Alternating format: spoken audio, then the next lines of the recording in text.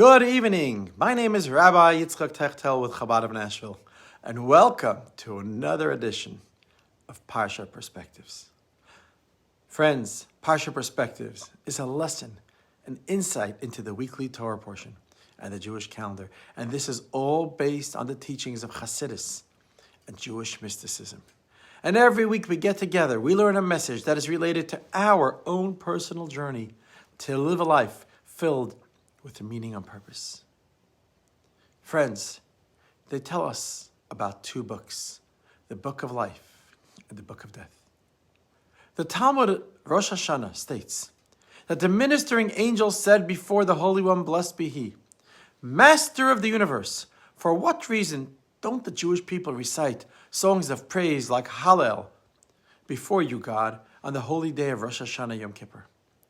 And God answered, is it possible that while the king is sitting on the throne of judgment and the books of life and the books of death are open before him, the Jewish people should be reciting songs of joy and praise like Hallel? You see, friends, Rosh Hashanah is coming up in a week and a half. It's the Jewish holiday, which is a very festive time. We gather together for meals. We recite the Kiddush. We dress in our holiday refinery. And ask the ministering angels, why don't the Jews recite Hallel on this beautiful day? And God answers simply, Rosh Hashanah is indeed a holiday, but first and foremost, it's a day of judgment. When the ledgers of life and death lay open before God, hardly a good time to be joyously singing. But even a cursory reading exposes a simple question. What does the Talmud mean when it says, the books of life and the books of death are open before him? I mean, Book of Life makes sense. It's Rosh Hashanah. God judges who will be inscribed for a year of life up ahead. But Book of Death? I mean, presumably, the peoples whose names populate that book have already passed away if it's called Books of Death. So what exactly is there to judge if those people are gone? I mean, their day of judgment is already behind them. It was signed and sealed. Now, a simple answer would suggest, you know what it means, the Book of Death? Book of Death is really just another way of referring to those unlucky ones who will, God forbid, written off for death in the upcoming year. So in other words, that would mean there are two books in front of God. One which he inscribes who will live, and another which God marks those deserving death, God forbid. But really, friends, from the conventional reading of the Talmud passage, Book of Death, the implied meaning is a book filled with names of those already passed away. And besides, why would it even be necessary to dedicate a separate book for those who don't merit life? I mean, don't you think it would just simply be enough to cross off the names in the Book of Life of those who won't make it and call it a day? I mean, what would the purpose be of a unique Book of Death? Now, friends, the Musar is another way to learn Torah. And they advanced a nice idea to explain this passage. And they say, the dead, actually, are judged according to the actions of those living on earth. So that when God reviews the positive behavior and the good deeds of those on earth throughout the year, he actually remembers the source and the background from which that well of possibility, that positivity flows. Because behind every good child is a good set of parents. I mean, beautiful flowers don't grow in orchards, not deserts. You know, if something is good as there must be, that there were capital gains here are being reaped here on earth. But dividends are actually in the higher world. I mean, God recognizes the good deeds performed here on earth and rewards the previous generations who were influenced by that behavior. So as such, the judgment for the Book of Life impacts those in the Book of Death. I mean, as they climb over in the higher world. It's an interesting way to look at it. It reminds me actually of a story I once heard about a certain Jew that when he passed away from this world, he was escorted to his designated place in heaven. And after Rosh Hashanah the following year, the angels arrived and ushered him into a new and improved chamber in the heavenly abode. When he asked, what's the reason for this upgrade in the heavenly abode? They said, you wrote a very inspiring book of Musar. And this past Rosh Hashanah, thousands of Jews were inspired by your words. And that's why you deserve it, to have an upgrade in the heavenly abode. Friends, it's a nice idea. But today, I want to introduce to you to really an alternative and explanation, what it means, book of life and book of death. Now, while perhaps it's a bit different than the usual fear, it's really a very important and relevant idea for today's climate. You know, those we lost, God judges those remaining alive in light of those who have sadly left throughout the year. What does it mean? God counts those who passed in the book of death. And then God opens up the book of life and he asks those remaining on earth, where are you? Like, do you understand the added responsibility you share now that certain community members are gone? Because if someone you know, God forbid, passes away, he or she doesn't just leave behind an empty seat in the synagogue where they belong. That person may have had a unique smile, a specific brand of joy. I mean, their presence changed and impacted the entire community.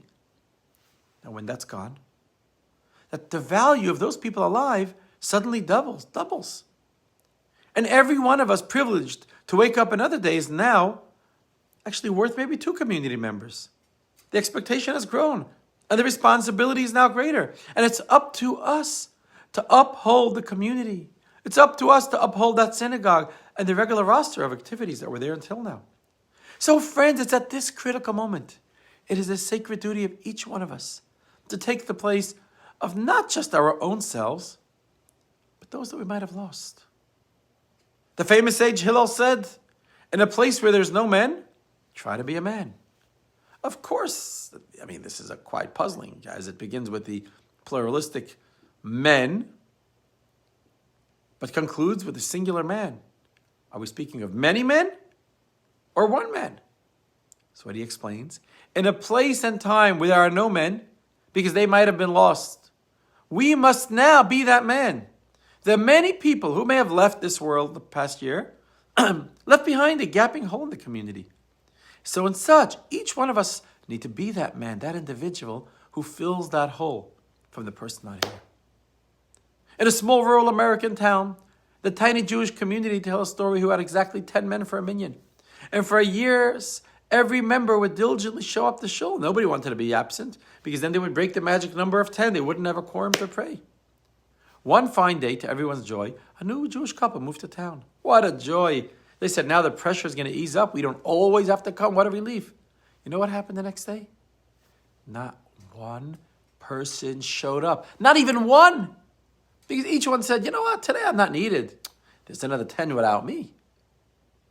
Friends, we need to seek out those missing friends that we don't see around regularly or anymore. The past few years, we had a pandemic, economic crisis, the uncertainty in the world. People fell away. World isn't the same. During the pandemic that was a few years ago, we lost people. My own father-in-law of blessed memory, my wife's uncle and others. Thank God we're now on a comeback. World is getting back to gathering again this year. Since last Rosh Hashanah, things got better. And the community definitely has slowly started rebuilding. But friend, there's global and economic uncertainty. And many people feel alone. Some people feel isolated till today. Yes. And some have not reconnected. You know what those people are waiting for? For your call and my call. They're waiting for someone to tell them, you know what? Life is just not the same without you.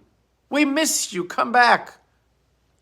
Friends, it's time for each one of us to think about a neighbor, a friend, or a relative who hasn't come around to shul, to a Chabad program, to an event, to a class. They haven't come around for some time.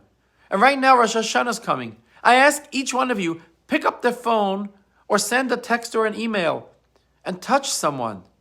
Because at Chabad, our shul, our place is for all, especially one that hasn't returned home or someone that feels incomplete.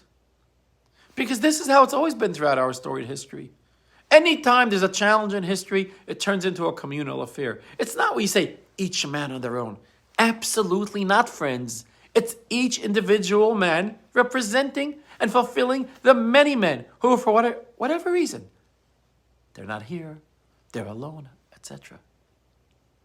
There's an interesting anomaly in the book of Numbers, Bamidbar, which really reflects this idea. In the beginning of the book of Numbers, we read about the census and the number of people in every tribe of the 12 tribes, and then there's an inventory, how many in each tribe. And we know the largest tribe was Judah. It had over 74,600 members in that tribe. The smallest tribe was dramatically smaller. Tribe of Levi, just about 22,000. One may ask, how could it be? How is it possible that one tribe was a quarter of the size of another tribe? And out of all tribes, why was it Levi, the holy clan that served God in the temple, was the smallest tribe? I mean, they should be the last one to get punished to have such small numbers. Friends, the answer goes back to a time when we were in Egypt. While the wicked Egyptians overload the work and they tortured the Jewish slaves, there was one tribe that was exempt from the slavery and the attaining priesthood status already back then. Which ironically, that contributed to their small size and the discrepancy in the census when they counted how many people in each tribe. We read, the more the Egyptians oppressed them, the more they multiplied. The Egyptians wanted to decrease the Jewish population and kill them off. So you know what happened? God responded and blessed them with miraculous fertility. Those under the heel of the Egyptian cruelty, they were granted a special blessing of fertility. And the more oppressed, the more they multiplied. Now friends, tribe of Levi, they didn't suffer from such oppression. They were the only tribe who weren't slaves, and they did not merit such a blessing. As such will always be the Jewish response to loss, to suffering, to say, you want us to stop and decrease. We will increase and we will multiply. That means if someone tries to stop us from doing something good and to decrease our energy and to decrease our numbers, we will double down, double up, and double our output. Because when there are no men, we must step up and be that man. Friends, just last week, Friday afternoon, we in Nashville were asked to bury a member of our tribe of the Jewish community, a Jewish woman who wasn't part of the established Jewish community in Nashville. She didn't know many people. And her husband reached out to me if I can help out to bury her according to a Jewish law and traditions. So I sent out an email. I said, listen, people, community, we have a mitzvah to come to a Jewish funeral, and we need to get 10 men so we can say the Kaddish prayer. I came there. She didn't really know people. I counted 9. I didn't have 10. I was about to begin the funeral. A man comes over to me. I had no idea who he was, in a suit and tie. He says, I'm from Spring Hill, Tennessee, and I am Jewish. Friends, I saw right then, this man was like an angel. Said that this woman can be buried according to Jewish law and have the Kaddish prayer recited by her son and her husband who were in attendance. And I said, right before the husband said the Kaddish, I explained that after a person passes away, family and friends gather at a funeral, and the Kaddish is recited by their loved ones. And the words of the Kaddish, Yiskadal v'yiskadash Shmei Rabbah, ring through the grieving ear, and only the stone-hearted can't help but be moved. And I said, inasmuch as the prayer is really in Aramaic, you would be forgiven for thinking that maybe it speaks about the name, about the deceased. After all, it's recited by who? By the family members who are mourning a loved one. But friends, Kaddish has nothing to do with that. It's not what it means at all. These sacred words of Yiskadal v'Yiskadash mean, let us glorify God's name. And let God's name manifest itself in this world. And in fact, these are the very famous words, same words that cantors will recite at any one of our regular prayers every day. So I said, why do you recite Kaddish at the funeral? Why would we be asking God's name to be glorified when we're busy mourning? We just finished burying a loved one and there was such a great loss. Why do we glorify God's name? And friends, I said, because when someone passes away, it's not just a family who suffered a loss. God too is broken. Because now a part of God's holy name is gone. By this person not being here, that person's not being able to do good deeds, and who walked in this world by glorifying God's name, serving as God's ambassador in this terrestrial landscape. So when that person passes away, it's as if that embassy was torn down. A part of God's representation was ripped away from their outpost. So at that moment, friends, we quickly recite the Kaddish. We say, God's name should be restored. God's name should be exalted and glorified once more. But when there's no men, we must be the man. Friends, we must stand tall.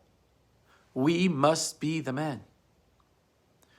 You know, they say the Jewish people are compared to the moon because the moon wanes each month, and then at the end of the month, the new month begins and it waxes anew. Friends, Rosh Hashanah is the only Jewish holiday which begins on the first day of the month when there's almost no moon, barely a sliver in the sky. But we must remember that soon enough, Sukkot, the joyous holiday of Sukkot, will be here. It'll be on the night of the 15th of the month. It'll be a full moon shimmering in heavens. We are now at a moment of rebirth. And if we take on double duty, we will wax full again like the full moon. Friends, I heard a powerful story that I'd like to share with you as we conclude today. I heard it a number of years ago at a Kinus HaShluchim, a gathering of Chabad rabbis. My friend, Rabbi Sarah Bransky, who learned with me in yeshiva, he's a shliach in Denver, Colorado. When he was first married, he lived in New York, and he struggled with fertility. Couldn't have kids for 9 years. They had a crushing disappointment one month after the other. It was like dashed hope.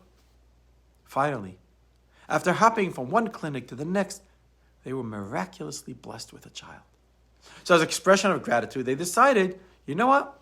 We're going to move from Morristown, New Jersey, and we're going to go give our life to dedicate it to be a communal ambassador of the Chabad, being the Rebbe Shliach. And they moved to Denver. I mean, Denver is a home to a world-class fertility clinic. And after a time living there, they decided, you know what? God blessed us with one child. We would love to have another. But after much effort with no results, the doctors eventually told them, listen, Rabbi and Rebbetzin, enough is it's just not happening. Be happy with the child you have already. God blessed you with it. Get used to the idea, but you're just not going to have anymore. And with that, the matter seemed closed. Friends, fast forward a few years, and you remember there was a terrible terrorist attack in Mumbai, which unfortunately the Shluchim, Rabbi and Mrs. Gabi and Rifki Holzberg, along with several others, were brutally killed in their Chabad house.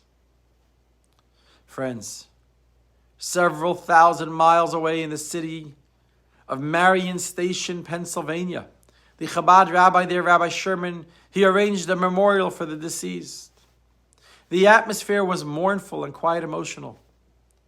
At the end, a certain doctor, Dr. Glassner, who was in presence at that memorial, said, Rabbi, the terrorists took 5 from us, so I pledged to give back 5.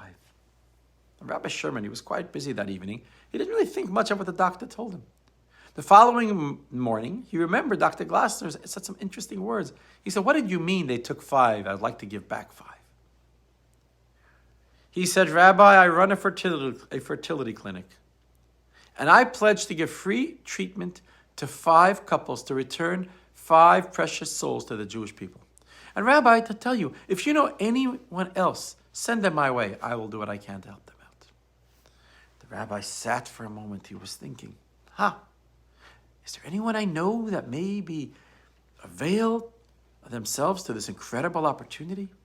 And it was then that he remembered his old buddy from yeshiva, Rabbi Yossi Sarabransky, and he picked up the phone. He says, Yossi, my dear friend. And Rabbi Sarabransky lived in Denver. He said, are you ready to come to Pennsylvania? And Rabbi Yossi explained that his family's window had already closed. They can't have kids. Rabbi Sherman said, just try. What do you have to lose? So they arranged an appointment to come the following Tuesday to Pennsylvania. But they ran into complications because during the next few days, his wife's father, his wife's mother passed away. And they had Shiva. But undeterred, they forged ahead. And there they were, just days after Mrs. Sarabransky's mother passed away. And they were sitting in Dr. Glassner's office. It was strange. It was the middle of sitting Shiva for their mother about death. And here they're coming to see if they can give birth to new life. Friends, 9 months later, the Sarabranskys cradled a newborn twin girls. And the doctor informed them that it's possible that after multiple births from fertility treatments, maybe more babies can be born. And he suggested maybe they just stop ahead because you might have several more children. And it might put Mrs. Sarabransky at risk. When they heard this, the proud new parents responded, Doctor, We waited 20 years for more children, begging and pleading with God to grant us another small soul to cherish. And now that God answered our prayers and wants to give us even more, do you think we're going to say no? And years later, friends, the Sarabransky family are proud parents of 4 children. Thank God. You see, friends, when the book of death happens, we respond with the book of life. When there are no men, we must be the man. Friends, as the year comes to an end in just 10 days, may we all be written and inscribed and sealed on Rosh Hashanah for a happy and healthy, sweet new year. But let us make the next 10 days so special and so meaningful. Let us find that person that feels left behind, left alone, and say, no Jew will be left behind. No friend of our community, and nobody will be alone when the new year comes. I ask of you, please, look deep inside your heart. Think of the person that might have hurt you in the past year and that you couldn't forgive. Think of the person that might be alone that no one is thinking about. Think of the person that can use an uplift. Be there for them. Because when we are there for other people, God is there for us. I wish you a most beautiful Shabbos ahead. And I wish you a most meaningful final 10 days of the year. And may you be inscribed and written for a Shana Tova Umetuka, for a happy and healthy, sweet new year. All the best. Shabbat Shalom. And look forward to seeing you again next week at another edition of Parsha Perspectives.